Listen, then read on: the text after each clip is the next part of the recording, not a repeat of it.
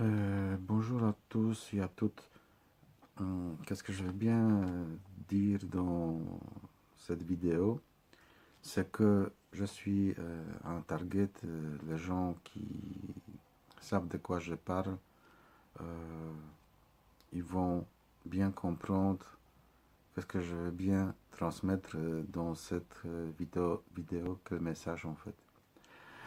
Dans l'endroit où j'habitais à Forêt en Belgique, à Bruxelles, j'étais chassé de mon appartement avec les ondes électromagnétiques. Plusieurs années avant, je subis constamment un gang stalking. J'étais menacé de mort et de les autres choses. Finalement, j'ai quitté tout simplement le pays. Et maintenant, je suis à ce moment-là en Pologne parce que je finis dans la rue. J'ai perdu mon appartement, ma voiture, travail que je n'arrivais presque pas à trouver. Je travaillais un peu à gauche, à droite pour me débrouiller. Euh, je n'ai pas eu aucun aide ou quoi que ce soit par rapport à ça. Euh, il y a 3 semaines, aujourd'hui on est 8 septembre 2018. J'étais dans un commissariat de la police à Forêt où je me suis rendu pour déposer une plainte parce que dans les autres commissariats, ils n'ont même pas accepté de ça, qu'est-ce que je voulais dire, parce qu'ils ont dit donc je dois m'adresser à commissariat par rapport de mon ancien habitat. Donc je me suis rendu dans une poste de police à Forêt rue du Patinage où j'étais reçu après 40 minutes d'attente parce que personne qui a voulu ouvrir la porte. Ça, c'est la première chose. Ensuite, j'ai appelé une patrouille de la police pour voir qu'est-ce qui se passe parce que, bon, c'était personne. J'ai sonné et personne qui a voulu me ouvrir la porte. Donc, allez, 1 minute ou deux avant que la patrouille arrivait, soudainement, l'officier de la police, assez grand, avec tatouage sur la main droite, euh, il a sorti, il a ouvert la porte, il a sorti, il commençait à parler avec moi. À côté de lui s'est présentée une femme, une blonde d'environ 1,70 m. Il a dit que c'est ma femme. Donc voilà, je lui dis que je veux bien déposer la plainte parce que j'étais menacé de la mort et toutes les autres choses. La liste est assez longue. Donc tout simplement, il n'a carrément pas accepté de ça. Qu'est-ce que je voulais dire? Il a dit tout simplement, ça me ressemble Dr Nixon. Moi, je m'appelle Paweł Barański, pas Dr Nixon. Et je n'arrive pas à comprendre pourquoi un citoyen ou un étranger, quoi que ce soit, qui habite en Belgique, il n'a pas droit de déposer de la plainte. Quoi que ce soit, même s'il s'agit de gang stalking, on a droit de le faire. Parce que c'est une loi de 1997. Donc, si le policier il me dit qu'il ne sait pas de quoi il s'agit, là, il y a quelque chose quand même assez grave. C'est pas tout. J'ai voulu joindre inspecteur Vandenberg dans un autre commissariat de la police où je me suis rendu 3 4 fois. Chaque fois, les gens qui étaient en bas, ils ont dit qu'il est absent. D'accord, c'était des vacances, il pouvait être absent. Mais chaque fois quand je l'appelais, il a dit ah, on va les chercher. Donc, où il y a problème. Mais ce n'est pas moi qui dois chasser la police, mais la police doit chasser les bandits après, après qui, en fait, je vais bien déposer la plainte. Donc, il y a vraiment quelque chose de bizarre.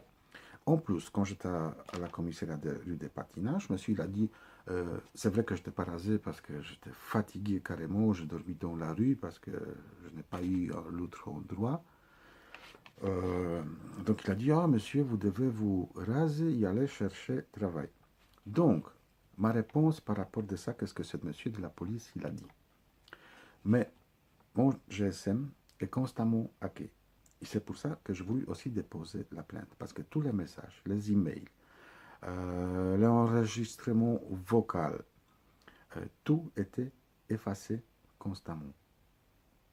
Donc, comment je pouvais avoir une réponse de quelqu'un où j'ai envoyé un message où quelqu'un il devait me joindre via GSM? Tout était bloqué. Et moi, j'ai témoin qu'ils ont dit chaque fois ton GSM était éteint ou bien la ligne était occupée. Et moi, je sais très bien qu'à ce moment-là, mon GSM il était à côté de moi, bien allumé, avec abonnement tout à fait actif. Donc, je ne comprends pas des remarques parce que je n'ai carrément pas parlé des boulots, mais tout simplement de ça que je veux bien que mon ligne téléphonique, mon GSM, fonctionne tout à fait directement. Les preuves que j'ai collectées sur mon GSM étaient effacées, mais heureusement, je l'ai copié dans plusieurs façons et je l'ai envoyé partout. Donc, si quelqu'un il pense qu'il est effacé de mon GSM, il se trompe très bien. Donc, je ne pouvais pas, excusez-moi, je la liste ici parce que c'est vraiment très long, je ne vais pas parler de tout parce que ce n'est pas la peine, ce n'est pas à vous d'écouter ça. Et qu'est-ce que moi je sais, que c'est toutes les personnes qui ont un problème de gang stalking ou mind control, ils subissent les mêmes procédures. Donc là, je vois un très très très très très grand problème. Je n'arrivais pas à trouver de travail en Belgique pendant plusieurs années.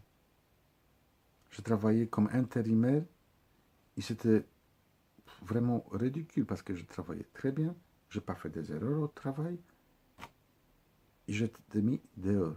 Pourquoi? Je ne sais pas. En plus, où j'ai reçu.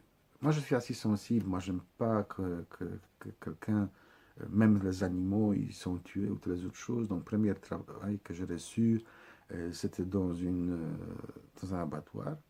12e travail que j'ai reçu, c'était aussi dans un abattoir. Troisième travail qu'ils ont me proposé, c'était aussi euh, dans une usine où ils ont mis les poissons dans les boîtes. Donc, chaque fois que j'ai reçu un travail, c'était avec les animaux qui étaient tués. Est-ce que c'est normal ça? Moi, je cherchais chaque fois et je signalais que je veux bien avoir un travail tout à fait différent. Donc, quelqu'un, il a fait ça carrément exprès pour, je sais pas, pour me faire peur et tout. Franchement, je ne vais pas parler de ça parce que quand j'étais menacé de mort, même avec couteau, là, un monsieur en Pologne, il s'est mis devant moi avec les gants noirs et tout, les autres choses. C'était il y a l'année passée, au mois novembre. Si je me souviens bien, je signalais ça d'ailleurs à la police. J'étais menacé de la mort en Belgique, de Varsovie. Purée, mais qui je suis, en fait? Aucune idée. Donc, c'est pas tout. Euh, Je vais pas parler vraiment de choses vraiment importantes parce que, comment je peux dire ça, je ne veux pas que certaines personnes ils sachent quelle idée j'ai, mais euh, voilà. Plus important, je dis que la police à ce poste-là, en tout cas rue du Patinage 44 à Forêt, est tout simplement corrompue. Je ne sais pas comment les autres, mais bon. Et en plus, ils sont dit face à face, directement dans mes yeux, qu'ils savent, mais ils s'en foutent de moi, que je dois sortir comme commissariat parce qu'ils vont m'enfermer. Je ne sais plus pour combien il a dit, monsieur, pour 12 heures ou quelque chose comme ça. Parce que j'ai voulu déposer la plainte. Donc, vraiment, bravo, félicitations. Euh, à ce sujet-là, j'ai vraiment rien à dire. Euh, ils sont rigolés, ils ont dit aussi que, bon, vous pouvez, monsieur, venir encore une fois, peut-être vous allez arriver. Mais je ne pense pas qu'avec cette personne-là. Donc, c'est pas seulement moi qui est menacé de mort parce que j'ai une partenaire une copine, si je peux dire, que ils sont nous presque carrément détruits tous les deux. On subit chaque jour les ondes électromagnétiques, les ondes microwave. C'est vraiment invivable. On a tout le temps mal. Les voisins, ils tapent tout le temps en haut, en bas, à côté. Les gens, ils crient de l'entour, on va vous tuer, ou toutes les autres choses. Si vous avez un enfant, on va le tuer aussi, dans la vendre de cette femme, de ma copine, et toutes les autres choses. C'est vraiment dégoûtant, c'est dégueulasse. Ça travaille tout le temps sur la conscience. Je ne suis pas seul, vraiment, ça suffit un peu chercher sur Internet. Il y a plein de gens comme moi, mais ils perdent tout simplement de parler de ça. C'est vraiment grave. En plus, j'ai enregistré une vidéo dans une télévision d'Internet NTV à Wrocław, en Pologne. Et bien sûr, ce n'était pas émis.